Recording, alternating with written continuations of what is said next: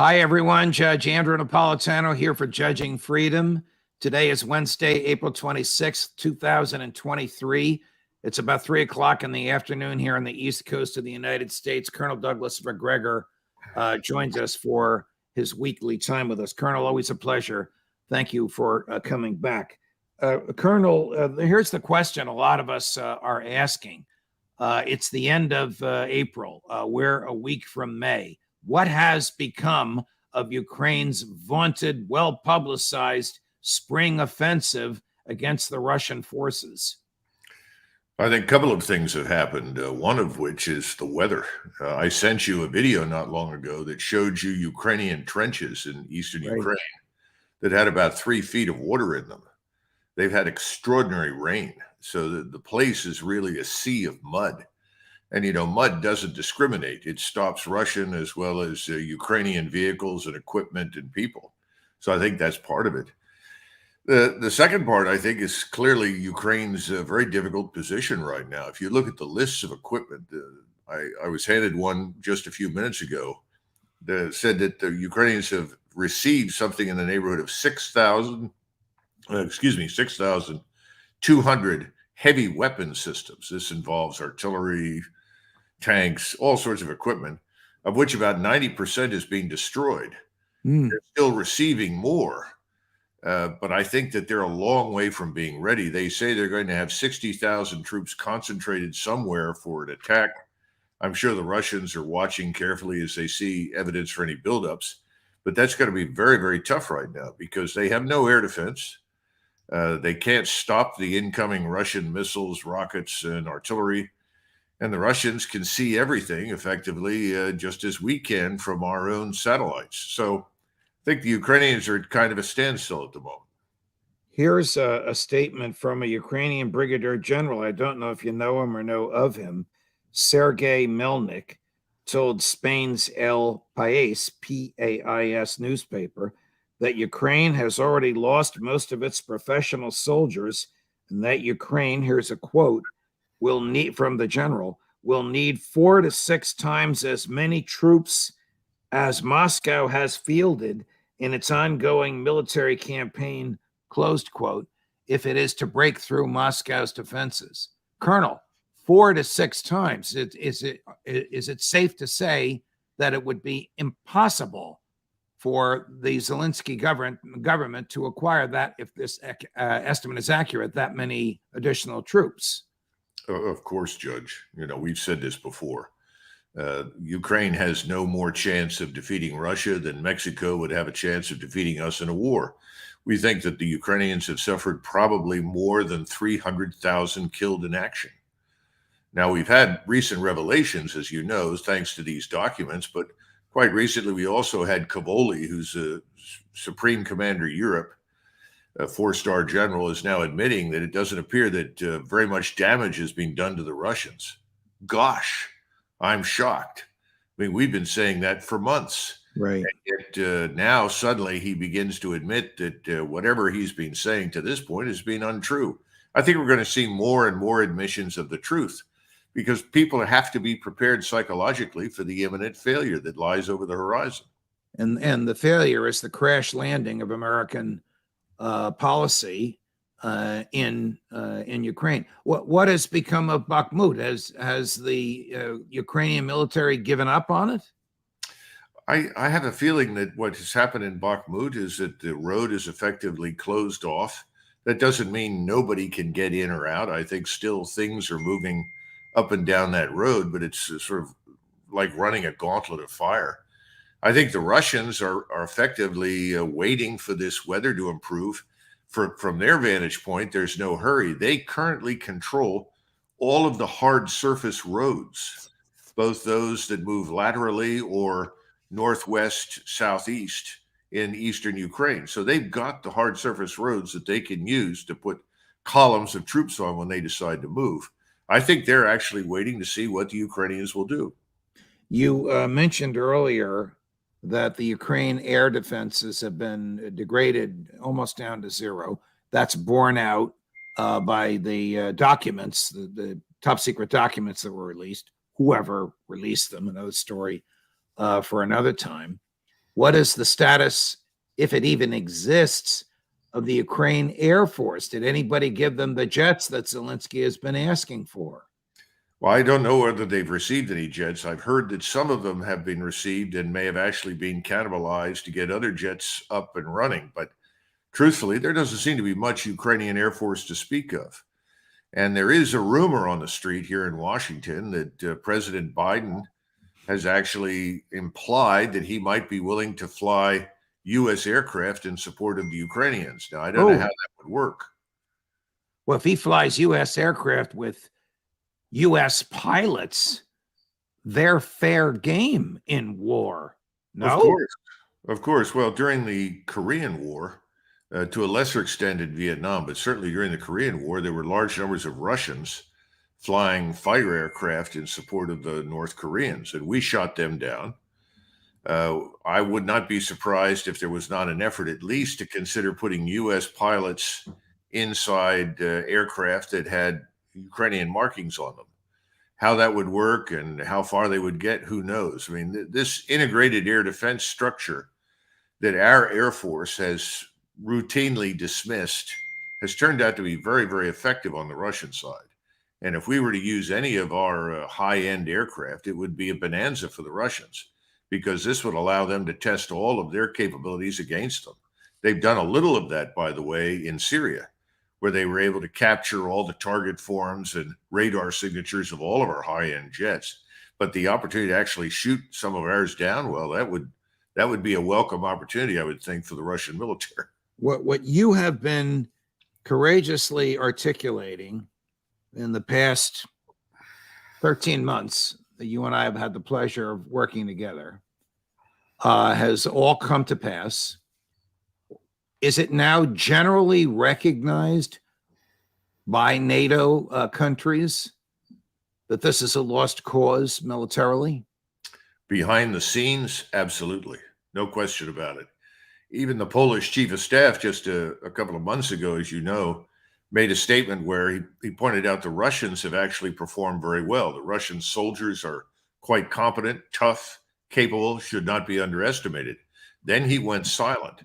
But my sources in Poland tell me that he continues to warn against the use of any Polish forces to rescue the Ukrainians, because it would be effectively a fool's errand.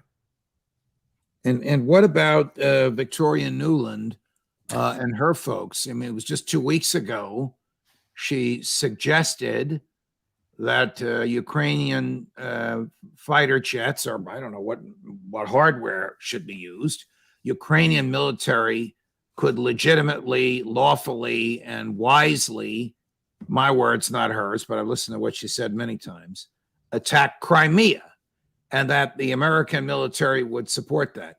Is she standing alone in that? Victoria Nuland represents the ideological wing of the hard left in the Biden administration.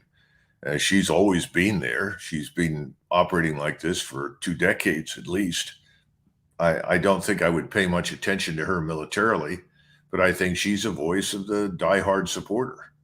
You know, she's somebody who's not going to stop talking until Russian tanks are rolling along the border with Poland. I mean, that's literally her attitude. It's catastrophic. I don't think she has any military influence, thank goodness. Right. But this is the sort of thing that ideologues do. Remember, their ideology of perpetual war and revolution to spread what they call democracy, which is really their own hegemony. This sort of thing is a religion to them, and they have a faith in it that rivals, the Muslims' faith in Islam or the Christians' faith in Christianity. See if you can guess who said the following. I think you know who this is. Even these countries of the former Soviet Union do not have an effective status in international law, since there is no international agreement that would specify their status as sovereign countries. I'd hate to hazard a guess. That's well, that is the Chinese ambassador to France made that statement in Paris, and of course, this caused a tremendous kerfuffle in Brussels and in Beijing. Where he gets this from, I don't know. Why he said it, I don't know. but the Chinese government has since felt the need to say the Baltic countries are free and sovereign and independent nations, and we respect that. I just throw this out there because I wonder if it was part of the long and meaningful phone call that President Zelenskyy had with President Xi of China, either yesterday or today, depending upon which side of the international time zone you're on. But they just had it. Yeah, well, it's possible, though. I doubt very seriously that President Xi would have made a statement like that to President Zelenskyy, because that would have undermined President Xi's effort to try and persuade him to come to terms with Moscow. But, there is a certain amount of truth in what the Chinese ambassador said. We Americans ought to keep that in mind. My ancestors used to say that, whatever we can hold with our sword is ours. In other words, you can take your lawful agreements and shove them. You're speaking of Scotland. Yes, I'm speaking of my Highland ancestors. When is Scotland going to become free? But that's another topic for another time, Colonel. I don't know, but the bottom line is we ought to keep it in mind that we draw these borders, and borders are only meaningful if you can actually protect them. We're not bothering to do that with our own, and we might well wake up in the future and discover that we have Mexico or other countries claiming parts of our own continent. I hope not, but I think it's eminently possible.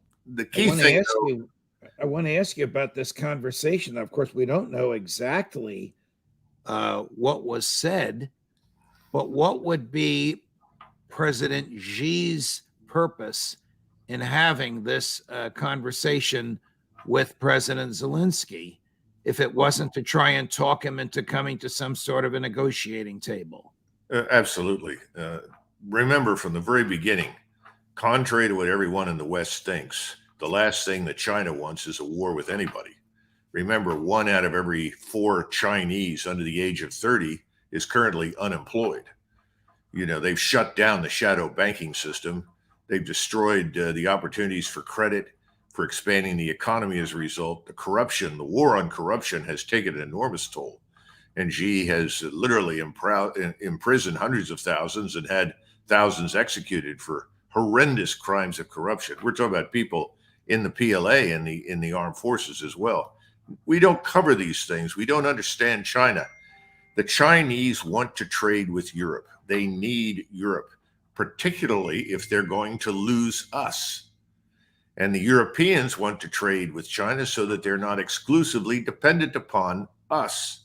They've got to have the one belt, one road. That means they've got to go through Ukraine with all of these high-speed rail lines that they want to build to transport goods and services. All right. Well, this is fascinating, Colonel, because according to Bloomberg, a reporter from which was physically present when readouts were given, that's the government version of the conversation, there are some things that both readouts agreed on, one of which you just said.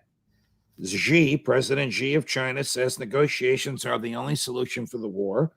2, President Xi says China is willing to boost its ties with Ukraine, which must mean trade, or maybe even financial aid in rebuilding Ukraine if Zelenskyy will sit down somewhere, Geneva, Beijing, wherever they're going to have these talks, if they have them.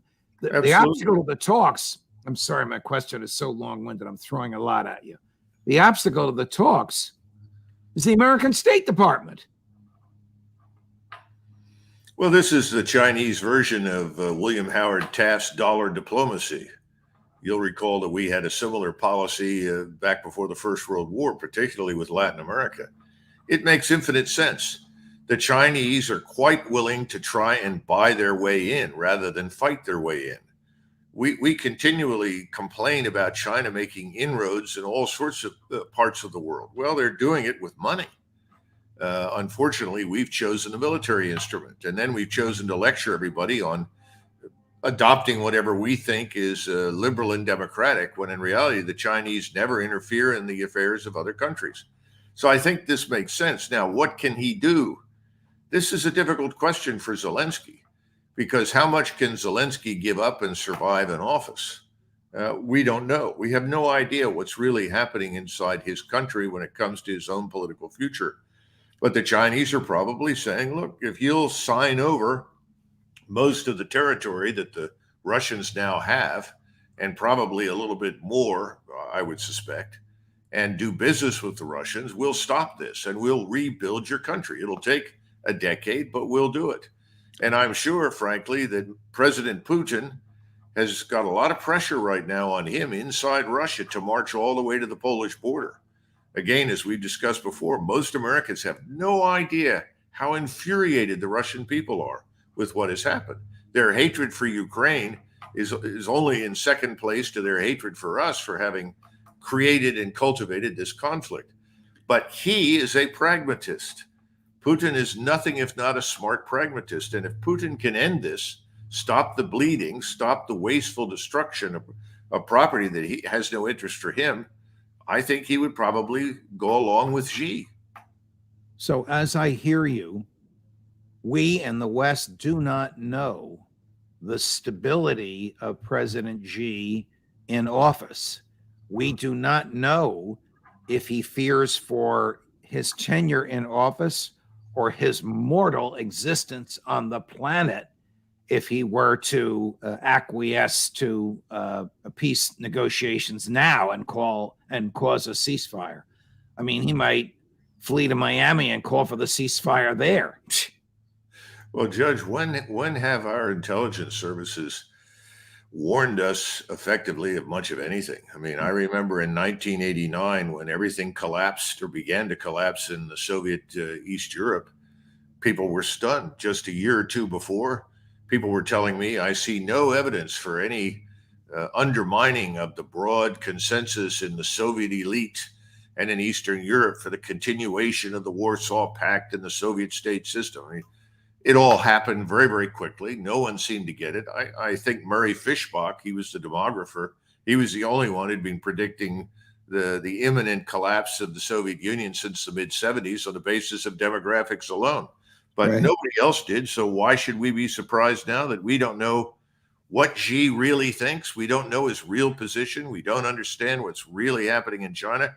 We're too busy projecting ourselves onto everyone else. All right. Well, if the Russian intel has the ability to listen to conversations between Joe and Jill Biden, does the American CIA, I'm just exaggerating a little bit, Boring transcripts. right? Does the American CIA have the ability to listen to conversations of President Xi and his senior military and political leadership staff? They certainly do. How much and how often? I mean, how frequently does Xi or does Putin retreat to his soundproof area to conduct conversations? Who knows? But certainly we can pick up a great deal. Zelensky, not Xi. Do Yeah, we know Zelensky- if Zelensky is a scared rabbit that he thinks he's going to be assassinated tomorrow, or is he truly in command? Well, if they know, they're not going to tell you or me. They're not going to tell us. We're never going to find out the truth. But I suspect he's very worried right now. Predictions for the next couple of months. I mean, to me, it seems like the Chinese are doing the right thing, and the readout from the conversation was to prepare the Ukrainian elites or whoever controls Zelensky for the inevitable ceasefire and negotiations presided over by some universally respected Chinese diplomat. I think that's what the Chinese would want. The question is, if you stop and consider the sort of relentless propaganda attack on China now, it's almost as though China has eclipsed Russia as the great evil that has to be contained and defeated. And you hear people in the military like this admiral in the Pacific Fleet who spoke last week and said we could actually manage a two-front war, which is the height of stupidity and idiocy. You begin to get the impression that we would probably prefer that there be no peace in Ukraine at all because we don't want the Chinese and the Europeans to trade with each other. Right. We think that would be bad for our interests. Well, that's like stopping the sunshine from bursting through the clouds. I mean, it's going to happen whether we like it or not. We don't seem to care about that. Colonel, what is the status of American preparedness for the use of our military for defensive purposes? Stated differently, have we depleted our substantive supplies and the things we've given away to Ukraine? The Wall Street Journal reports that the military-industrial complex in the U.S. can't work fast enough, hard enough, or get enough people to work for it. Anyone with any experience in the defense industries and inside the Department of Defense will tell you that our great weakness at this time, and it has been a weakness we're aware of for at least 20 to 30 years, is that we don't have a surge capacity. Surge capacity means that you can suddenly set machines in motion and turn out millions of rounds of ammunition in the space of a few days with a little bit of effort. We don't have that because it's very expensive to keep large numbers of people sitting around waiting to operate large numbers of machines. So we have effectively cut everything to the bone. Everything is a very short fuse in terms of our time horizon. We think in terms of what we're going to do over the next 90 days or 6 months. The Russians had always effectively kept the capacity for surging their existing equipment sets. We did not, and we do not. So the answer to your question is, if we were compelled to fight for any longer than a few weeks in Central East Europe, we couldn't do it. Does the President of the United States know that, Colonel? You know, that's the $1,000 question. And let's say that he knows it. He may be told, well, don't worry because we'll win in that short time. We can go back. The last time we won anything in 3 weeks. Well, you know, we can go all the way back to the Second World War and when the Germans attacked France. The German general staff opposed it. They were violently opposed to going against the French and the British because they said we're not ready, and they were right. We think that the Luftwaffe in 1940 had about 2 weeks of ammunition on hand when they attacked the British and the French. So it was a high-risk venture. Then when you turn around and you look at the invasion of the Soviet Union by the Germans, a 1,000-mile front with only, 3 million men and perhaps 10,000 armored fighting vehicles versus 4 or 5 million Soviet troops and 30,000 tanks. I mean, these are all intelligence failures, but they're also errors in judgment. So I don't think we would be surprised to discover that there are people in the Pentagon that are making similar errors of judgment. When it comes to war, the cardinal rule is, if you're not compelled to fight, don't fight.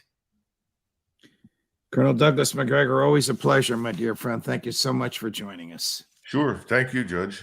If you like that, like and subscribe, and more will come.